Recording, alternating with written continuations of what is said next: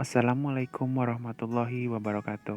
Selamat datang dan selamat bergabung di channel Proratik Organic Farming, channel yang membahas segala teori dan ilmu pengetahuan tentang pertanian. Teman-teman sekalian, pada tanaman melon yang tumbuh secara normal di usia 20-30 hari akan ditandai dengan munculnya bunga pada batang dan tangkai daun. Istilah ini yang disebut dengan fase kembang biak atau tahap awal dari pembuahan. Fase berkembangbiakan pada tanaman diawali dengan jatuhnya serbuk sari pada calon putik yang kita kenal dengan istilah penyerbukan. Peristiwa ini tidak hanya terjadi pada tanaman melon saja. Setiap tanaman pasti akan mengalami fase awal di mana kita para petani akan mendapatkan hasil buah yang sempurna, besar, bulat, manis, dan segar. Singkatnya, ada beberapa faktor yang mempengaruhi hal tersebut, semisal cuaca, kesuburan media tanam, penyerbukan, dan lain-lain. Pada scene ini, mungkin kita hanya akan membahas secara detail apa saja jenis penyerbukan yang perlu kita ketahui, serta seberapa harus para petani seperti kita untuk membantu penyerbukan tersebut. Sebelum kita membahas lebih jauh, untuk sahabat sekalian yang baru bergabung, silakan support channel Proratik Organic Farming dengan cara mengklik tombol like dan subscribe agar kami lebih bersemangat lagi berbagi informasi seputar dunia pertanian. Ada 4 jenis penyerbukan yang umum dikenal di dalam dunia pertanian. Yang pertama, penyerbukan yang dibantu oleh hewan atau serangga, dikenal dengan zoidiogami. Umumnya terjadi pada tanaman-tanaman besar seperti melon, semangka, durian, mangga, dan lebih banyak lagi. Yang kedua adalah penyerbukan yang dibantu oleh air atau hidrogami.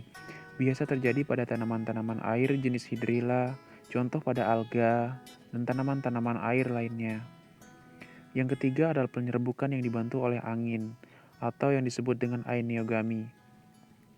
Contoh besar pada jagung, gandum, padi-padian, serta rumput-rumputan. Ditandai dengan ciri-ciri bunga yang ringan, tidak berbau, tidak berkelenjar madu. Yang keempat adalah penyerbukan yang dibantu oleh manusia. Istilahnya adalah antropogami.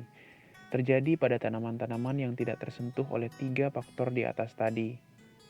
Contoh misalnya pada tanaman yang ada di greenhouse, pertanian dengan hidroponik yang tertutup, tidak adanya jangkauan angin, serangga, serta udara dan sinar matahari yang cukup.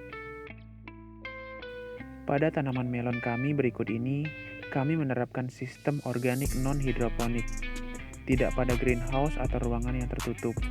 Maka, tidak perlu lagi kita lakukan bantuan penyerbukan. Dengan pengecualian intensitas hujan yang tinggi, cuaca buruk, dan tidak adanya serangga yang membantu penyerbukan di sekitar kita, maka perlu kita lakukan antropogami atau penyerbukan yang dibantu oleh manusia. Berikut ini adalah video simulasi di mana kita akan melakukan bantuan penyerbukan pada tanaman melon kita. Pilih waktu yang tepat di mana bunga-bunga akan siap berfotosintesis pada jam-jam antara pukul 7 sampai pukul 9 pagi. Pada waktu ini, matahari bersinar belum terlalu terik. Caranya dengan menempel atau mengoleskan bunga jantan pada calon buah atau putik.